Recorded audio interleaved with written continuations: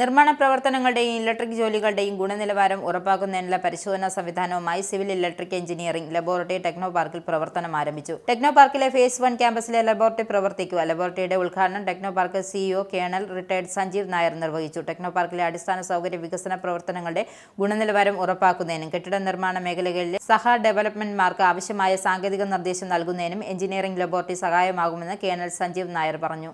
Techno park സന്ദർശിക്കുന്ന engineering വിദ്യാർത്ഥികൾക്ക് laboratory സഹായകരമാകുമെന്നും അദ്ദേഹം കൂട്ടിച്ചേർത്തു. ചടങ്ങിൽ techno park CFO Jayanthi L, GM projects Madhavan Praveen, techno park ജീവനക്കാർ എന്നിവർ പങ്കെടുത്തു. ടെക്നോ പാർക്കിലും സമീപ പ്രദേശങ്ങളിലുമുള്ള നിർമ്മാണ കമ്പനികൾക്ക് ഗുണനിലവാരം ഉറപ്പുവരുത്താൻ ലബോറട്ടറി സൗകര്യം ഉപയോഗപ്പെടുത്താം.